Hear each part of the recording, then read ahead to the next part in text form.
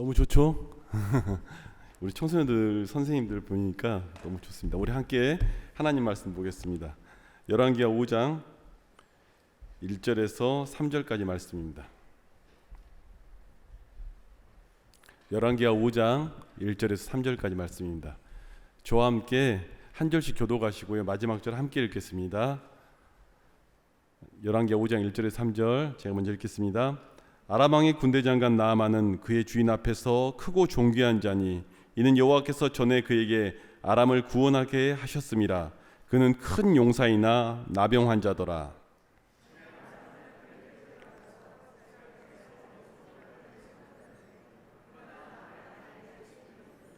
함께 읽겠습니다. 그의 열주인에게 이르되 우리 주인이 사마리아에 계신 선지자 앞에 계셨으면 좋겠습니다. 그가 그 나병을 고치리다 하는지라.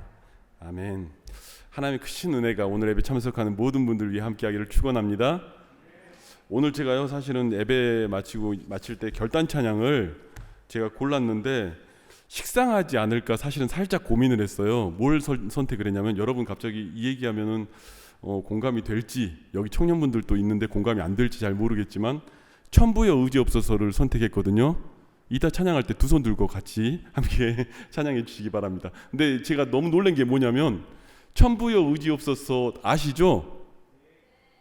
다 아시죠? 너무 놀란 게 뭐냐면요, 앞에 있는 반주자분도 모르시다고 그러시고 위에 자막하는 자매도 모른다고 그러고 아까 싱어들도 모른대요. 그래서 야, 이게 세대적인 차이가 있구나라는 생각들을 했습니다. 근데 여기만 그러겠습니까? 우리 청소년부 선생님들 얼마나 힘드시겠어요, 그죠? 여기만 그런 차이가 나겠습니까? 충분히 그런 차이가 나죠. 아니, 몰라요, 천부의 의지 없어서를 정말로 너무 놀랍지 않습니까? 그렇지만 오늘 우리가 함께 찬양하면서 찬송가 속에 배어있는 하나님의 크신 은혜를 또 한번 경험할 수 있는 시간 됐으면 좋겠다는 생각을 해봅니다. 오늘 말씀 보는데요, 이스라엘의 한 소녀가 잡혀왔습니다. 아람 땅에 끌려왔어요. 끌려와서 이렇게 지내며 어느 장군의 집에 살게 됐다는 거예요. 그 장군 이름이 나아만이죠. 나아만이란 장군의 집에 살게 됐는데 그 집에서 수종드는 일들을 맡은 거예요. 사실 여러분, 우리가 세상에 불쌍한 사람 이야기하면 고아, 과부, 나그네 뭐 이렇게 얘기하지 않습니까? 그런데 여러분, 사실 고아보다 어찌 보면 더 불쌍한 사람이 나라를 잃은 서름을 갖고 있는 사람이에요. 나라가 없는 사람. 전쟁 포로만큼 비참한 사람은 없습니다. 저희가 외국인 노동자들 이 땅에서 대하면서도 가끔 그런 경우들을 봐요. 저기 공장에서 일한다더라 하고 뭐 말하다 보면 이 사람이 그 고국에서는 의사였고 교사였고, 저는 교과서를 만든 사람도 공장에서 일하는 사람으로 만난 적이 있습니다. 그러니까 그 나라에서는 굉장히 많이 공부하고 잘 준비된 사람인데 나라가 연약하면 어려움을 겪죠. 사실 그런 얘기들이 없는 일이 아닙니다. 그래서 나라를 잃은 서러움은 참 어떻게 표현할 수가 없어요. 부모를 잃는 것, 가정의 모든 이들이 없는 것만큼, 나라를 잃는 것만큼 힘든 건 없습니다. 그런데 이 한 소녀가 어찌 보면 전쟁 포로, 그리고 나라가 없는 상태, 나라가 있지만 없는 상태로 끌려온 거예요. 그런데 여주인의 시용을 도는 일을 맡긴 거죠. 어느 날 밤에 뭔가 부스럭거리는 소리가 나길래 밖을 한번 걸어 나가 본 거예요.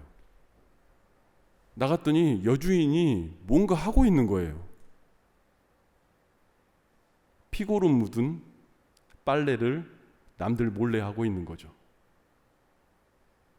그걸 보니 얼마나 충격적이에요. 왜냐하면 우리 주인 어른은 그 아람 군대의 제2인자, 대장군 뭐 이런 존재인데 그 장군의 그 갑옷을 하나하나 뜯으면 안에는 한센병으로, 나병으로, 피부병으로 온갖 다 망가져 있는 삶을 살고 있었던 거죠. 집주인 아주머니가 그렇게 얘기할 거 아닙니까? 너는 이제 죽었다. 너는 이제 죽었다. 너는 내가 아무리 널 좋게 보려고 하지만 죽을 수밖에 없는 이유는 이 나아만 장군의 비밀을 내가 알아버렸기 때문에 넌 죽었다. 굉장한 위기 아닙니까? 그런데 오늘 성경의 이야기가 그 얘기예요. 내 고향 땅에 가면 엘리사라는 선지자가 있는데 그 선지자를 만나면 이 병쯤은 나을 수 있습니다. 이렇게 얘기하는 거예요. 이게 오늘의 성경의 이야기입니다. 여러분, 나아만 장군이 크고 존귀한 자라고 성경은 쓰고 이야기합니다. 1절에 보면요, 그의 주인 앞에서 크고 존귀한 자라고 얘기를 하는 거죠. 그의 주인 앞에서, 누구죠? 아람의 왕 앞에서는 굉장히 존귀한 자로, 크고 존귀한 자로 인정을 받습니다. 그런데 실상은 그 갑옷을 뜯어보면 그 밑에는 온갖 병들이 자리하고 있는 것이죠. 누구에게도 보여줄 수도 없고 누구에게도 밝힐 수 없는 그 짙은 병들. 여러분, 이 시대를 살아가면서요, 저희는 정말 대단한 사람들을 만날 때도 있습니다. 정말 이름만 대면 알만한 사람들을 만날 때도 있고 화려한 연예인들을 보면 굉장히 멋있어 보일 때도 있습니다. 그런데 여러분, 하나님의 눈과 영적인 눈으로 이 세상과 세대를 바라보면요, 그렇게 화려한 치장을 하고 돈으로 바르고 멋진 차와 멋진 것들로 그 명예와 권세로 온갖 치장을 하는데 그 갑옷 밑바닥에 썩어 문드러져 있는 병들이 있는 것이죠. 이 땅에 살아가는 많은 사람들이 의외로 그런 사람들이 많습니다. 그 속에서 어떻게 살아야 할지 모르는 그 앞에 있는 것이죠. 그런데요, 여러분, 재밌는 얘기가 뭐냐면요, 이 소녀의 대답이에요. 이 소녀가 이렇게 얘기하지 않습니까? 내 고향 땅에 가면 3절에 보면요, 사마리아에 계신 선지자 앞에 계셨으면 좋겠나이다, 이렇게 얘기하는 거예요. 여러분, 왕 앞에서 존귀한 자고 크고 힘 있는 자인데 당신은 여기에 서 있으면 이 병이 낫는 것이 아니라 내 고향 땅에 가면 선지자 앞에 서면 당신은 낫겠습니다, 이렇게 얘기하는 거예요. 당신이 아무리 그 존귀하다고 그 왕 앞에 서 있다고 한다 한들 그 깊이 있는 그 단단한 갑옷 밑바닥에 그 썩어 문드러진 그 병은 낫지 않습니다. 하나님 앞에 서야 한다고 선언하는 것이죠. 그에게 있어서 선지자 앞은 하나님 앞 아닙니까? 내가 믿는 그 하나님 앞에 서야 한다고 얘기하는 것이죠. 오늘 이 얘기가 저희에게 하고 있는 이야기들이 있는 것이죠. 세상 사람들은 굉장히 화려하게 꾸며져 있는 그 모습 속에서 자신의 열등감과 아픔을 감출 수 있다고 생각을 합니다. 그렇지만요, 그것은 밤마다 빨아야 하고 닦아야 하고 붕대로 칭칭 감아야 하는 병일 뿐입니다. 남들이 아무도 보지 않는 곳에서 내 은근한 비밀처럼 꽁꽁 동요 싸매면서요, 땀과 피에 얼룩져 있는 그 붕대 덩어리밖에 될 수가 없는 것이죠. 이것은 사람 앞에 들고 나간다고, 왕 앞에 들고 나간다고 해결되는 게 아닙니다. 저와 여러분이 오늘의 예배가 어떤 예배인가, 그리고 어떻게 예배를 드리는가에 대하여 한 번쯤 바라볼 수 있기를 바랍니다. 하나님 앞에 설 때는요, 그 갑옷도 아니고요, 우리 붕대 덩어리도 아니에요. 있는 모습 그대로 들고 나아가는 것이죠.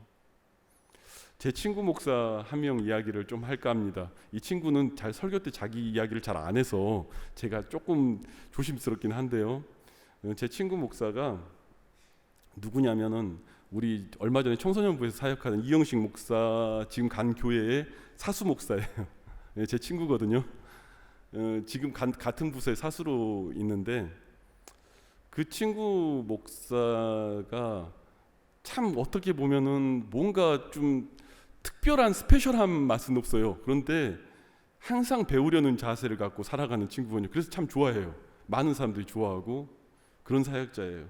그런데 하나님이 또 그의 길을 열어가시는 거 보면 저도 좀 신기할 정도로 길을 열어가시는 걸 저는 봐요. 특별히 뭘 잘하는 건 아닌데 길을 참 열어가시는 게 신기해요. 그래서 언젠가 제가 그 친구한테 그런 비밀에 대한 이야기를 한번 둘이서 있을 때 나눈 적이 있어요. 그 비밀 얘기를 좀 하려고 합니다. 이 친구는 시골 교회에서 찬양 인도를 청년 때 했어요. 청년 때 찬양 인도를 했는데 사실은 큰 아픔이 하나 있습니다. 아버지가 그 교회 안수 집사님이셨는데 부도가 난 거죠. 근데 부도가 났으면 그냥 났으면 다행인데 교회 장로님, 권사님 돈 다 빌려다가 부도가 났어요. 이거 좀 굉장히 치명적이죠. 그래서 그 부도가 나서 빚쟁이에 쫓겨서 도망을 쳐버리신 거예요. 그 아들이 교회에서 찬양 인도를 한다고 기타 들고 맨날 나와 찬양 인도를 하는데 그 장로님, 권사님들이 아무도 자기한테 말은 안 하더래요. 뭐 그거 갖고 얘기를 일절하지 않는데 뭐 아들한테까지 뭐 그걸 얘기하겠습니까? 하지 않는데 찬양 인도하면서 그분들의 얼굴을 볼 때마다 이게 진짜 마음이 무겁고 너무 힘들었다는 얘기를 하더라고요. 찬양 인도를 하면서 그분들의 얼굴을 볼 때마다 아버지는 부도 내고 저분들 돈 빌려서 도망쳤는데 그 앞에 서서 매번 그랬대요. 한 번은 그런데 그런 얘기를 하는 거예요. 자기가 어떻게 하나님의 은혜를 입었는가에 대한 이야기를 하는데 그 얘기를 하는 거예요. 살 곳이 없으니까, 집이 없으니까 그 교회 집사님이 그 시골이니까 헛간 같은 곳이 있었는데 헛간의 판잣집에 거기서라도 살아볼 거냐고 해서 살게 됐대요. 그러니까 진짜 베니아판 그 얇은 판에 헛간이에요. 그냥 거기에서. 그런데 그 형제에게 한 가지 마음에 너무 큰 소원이 하나 있었대요. 뭐냐면 신방 예배를 드려보고 싶다고. 난 처음으로 이 집을 이렇게 있었고 형하고 둘이 사는데 이곳에서 신방 예배 한번 드려보고 싶다고. 그래서 담당 목사님께 말했다가는 여기저기 얘기가 나갈 것 같고 그래서 어떤 행동을 했냐면 신방 여전도사님을 모시고 와가지고 그 헛간에서 가정 신방 예배를 드린 거예요. 그 예배를 드렸는데 그날 저녁에 자기 형이 그 사실을 알고 그렇게 많이 두들겨 맞았대요.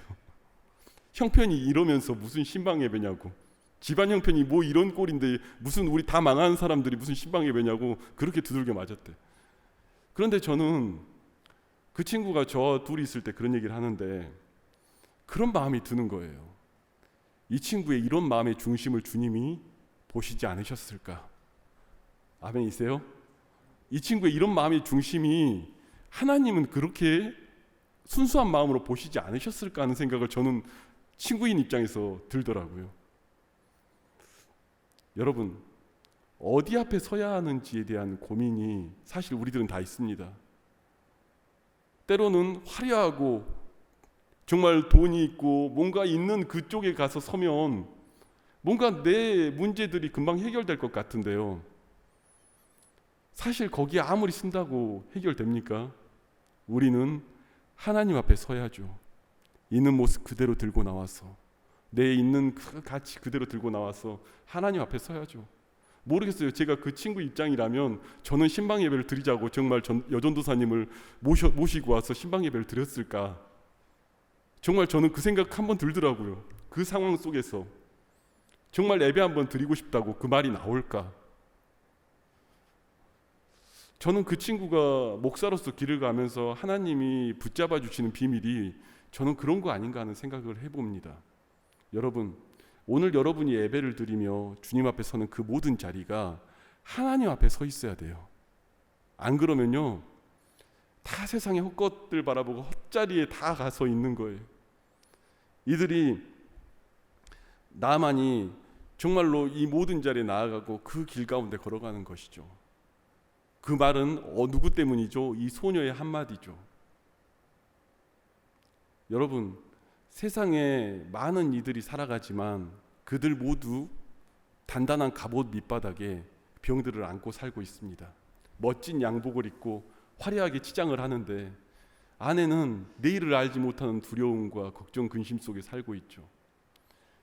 그들에게는 누가 필요하냐면 이 어린 소녀가 필요합니다. 어린 소녀가 이 한마디를 할 수 있는 것. 당신은 다른 곳에 서야 하는 것이 아니라 하나님 앞에 서야 합니다. 다른 곳에 서서 답이 나오는 것이 아니라 하나님 앞에 서야 합니다. 그 고백이 오늘 저와 여러분 삶 가운데 있기를 원합니다. 우리 주변에는요, 너무 많은 문둥병이 사로잡혀 있는 사람들이 있어요.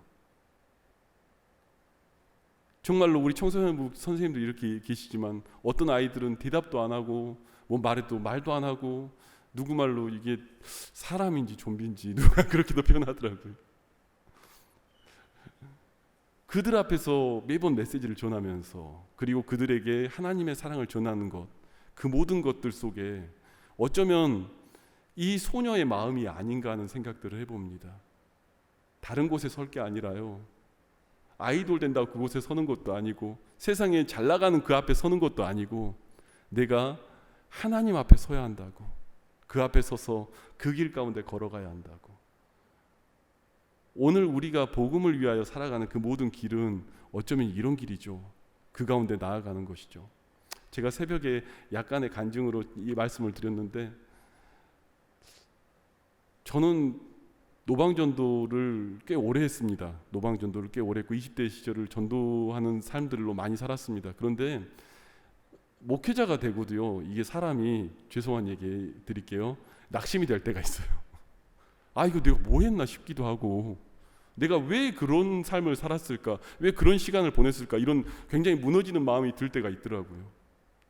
그런데 제가 공릉동에 어느 작은 교회 설교하러 갔다가 너무 놀라운 걸 경험한 적이 있어요. 5년 전에 전라도 목포에서 제가 전도를 했던 교사 선생 분을 그곳에서 그곳 주일학교 선생님으로 만난 거예요. 이름도 몰라요. 얼굴만 알지.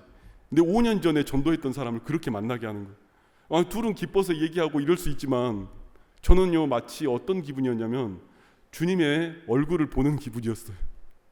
야, 너 복음을 위해 산 시간들, 그 길들 헛된 거 아니야. 말이 안 되지 않습니까? 5년 전에 전라도 목포에서 전도했던 사람을 5년 후에 공릉동에 있는 어느 교회에서 설교하러 갔다가 만난다는 거, 이게 자체가 말이 안 되지 않습니까? 그 사람이 거기 있는지 여기 있는지 어떻게 한다고. 그런데요, 하나님은요 꼭 그렇게도 하시기도 하세요. 또 모르죠.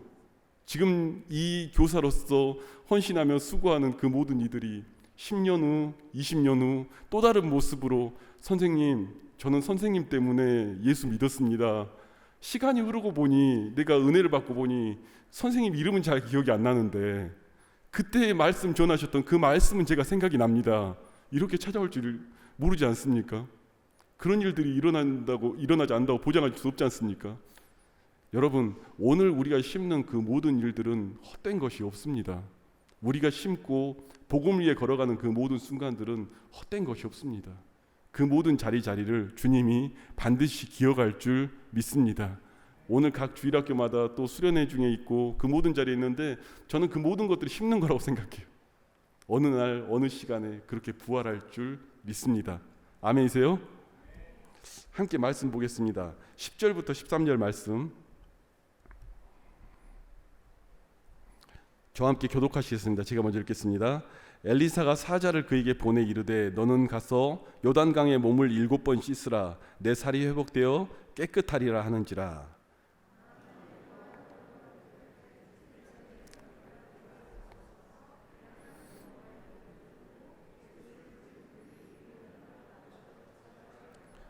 다메섹강 아바나와 바르발은 이스라엘 모든 강물보다 낫지 아니하냐. 내가 거기서 몸을 씻으면 깨끗하게 되지 아니하랴 하고 몸을 돌려 분노하여 떠나니, 종들이 나와서 말하여 이르되, 내 아버지여, 선지자가 당신에게 큰 일을 행하라 말하였다면 행하지 아니하였으리까. 하물며 당신에게 이르기를 씻어 깨끗하게 하라 함이 아니리까. 여러분, 하나 더 벗어야 하는 게 있어요. 나아만은 그렇게 생각했어요. 내가 이스라엘 땅에 갔어요. 도착했어요. 등장했어요. 내가 누군데, 아람 나라의 둘째 가는 장군인데, 최소한 선지자가 마중은 나와서, 아유, 여긴 너무 협소한데 이쪽에 오셔서 이렇게라도 할 줄 알았어요. 아니, 무슨 나오지도 않아. 엘리사는 종 보내가지고 저기 가서요, 씻으세요. 우리 주인이 씻으랍니다. 7번 씻으면 낫답니다. 문 쾅. 오, 얼마나 짜증나요. 그렇지 않아요? 내가 그래도 그렇게 싼 사람이 아닌데 이렇게 말하고 싶지 않겠습니까? 여러분,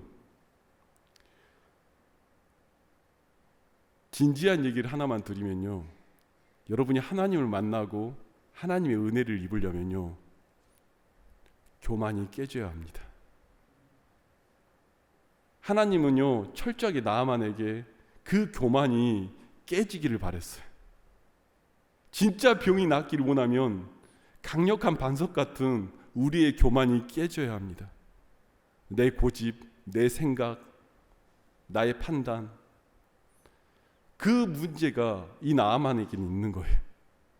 그래도 내가 군대 장관인데, 그래도 내가 밖에서는 한가닥 하는데, 아니 교회를 왔더니 알아주는 사람도 없고, 아니 그래도 내가 밖에서는 그런데, 아니 솔직히 저도 그래요. 밖에서 어디 세미나 갔는데 누가 실수로 이렇게 그렇게 부르면 그 안내하시는 분이 전도사님 이렇게 부르면 기분이 나빠요. 아, 나중에 그렇게 생각했어요. 저를 젊게 봐주시는구나 라고 생각을 했는데, 근데 기분이 순간 나쁜 거예요. 전도사님 그렇게 부르면. 그런데 여러분, 하나님 앞에 서서 전도사 목사보다 더 중요한 게 있지 않습니까? 내가 주 앞에 있는 성도라는 거, 내가 주 앞에 주의 얼굴 대면하는 성도라는 거, 그 앞에 나아가는 것 아니겠습니까? 그 단단한 갑옷 끝까지 입고 있는다고 그 목욕을 할 수 있습니까? 요단강에 뭘 씻을 수가 있습니까? 뭐 될 수 있는 게 뭐가 있습니까? 제대로 내가 내 병을 진짜 치료하려면 벗어야죠. 그 갑옷을 벗어야 되지 않습니까? 그냥 그 치고 있는 옷에 입고 있는 갑옷이 아니라 내가 안고 있는 그 교만의 갑옷을 벗어야죠. 우리 주님 앞에서는 그럴 수 있는 것 아니겠습니까? 이따가 볼 거예요. 손 들고 찬양합시다 했는데 두 손 안 드시는 분이 누가 계시나?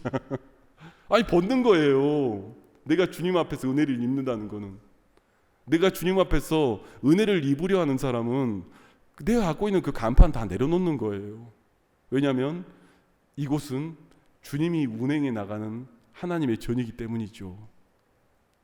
오늘 나아만에게 있어서 정말 화가 난 거예요. 돌아서서 가는 거예요. 그래도 은혜인 게 무엇이냐면 그 밑에 있는 사람들이 그렇게 하는 거예요. 딴 데 가서 뭐 하는 것도 아니고 선지자가 좀 씻으란데 씻으세요. 정말 이거 아닙니까? 화내지 말고 다른 어려운 거 시켰으면 어쩔 뻔했습니까? 여기 가서 씻는 게 그게 뭐 어렵습니까? 라고 얘기하는 거예요. 누군가는 이렇게 말해서 고쳐놔야 되지 않습니까? 그게 우리 선생님들의 역할 아닙니까? 우리 아이들 겸손한 것 같지만 우리는 죄악의 뿌리 가운데 살기 때문에 다 교만합니다. 다 자기 주장 있고 자기 생각이 있어요. 그 교만을 깨놓지 않으면요, 하나님을 만날 수가 없습니다. 세상의 원리, 과학, 방식, 철학, 모든 것들이 다 에워싸서요, 하나님 만나는 것과 거리가 멀어지는 거예요. 그 모든 것들을 부시고 주님께서 일하시는 그 은혜가 있지 않으면요, 하나님을 만날 수가 없습니다. 여러분, 오늘 그러기 위해서 저와 여러분이 먼저 우리의 단단한 갑옷을 벗기를 원합니다. 우리의 단단한 갑옷을 벗어야죠. 그래야 주님을 만나고, 주님을 만나야 치료를 받고 회복이 되고, 내 안에 정말로 이 상처투성이인 모습들이 있구나 고백하며 나아가는 것 아니겠습니까? 의외로 많은 성도들이 좀 죄송한 얘기 드릴게요. 교만한 분을 만날 때도 있어요. 그런데요, 솔직히 말씀드리면 교만이 아니에요. 제가 볼 때는 자신의 열등감 한번 가려보겠다고 온갖 갑옷으로 치장한 불쌍히 보이는 거예요. 자신의 열등감 그거 한번 가려보겠다고 온갖 갑옷으로 뒤덮어서, 교만이라는 갑옷으로 뒤덮어가지고 그렇지 않는 것처럼, 당당한 것처럼, 모르겠어요. 사람 앞에서는 그렇게 하고 계신지 모르겠지만 최소한 주님 앞에서는 벗어야죠. 그러다 보면 사람 앞에서도 벗게 되죠. 저는 부족한 사람입니다. 나는 죄인입니다. 이 고백이 진짜 나오려면 그때부터 시작되는 것 아니겠습니까? 전 여러분이 깊이 은혜를 체험할 수 있기를 원합니다. 그런데 깊이 은혜를 체험하려면요, 우리의 교만의 옷을 벗어야 돼요.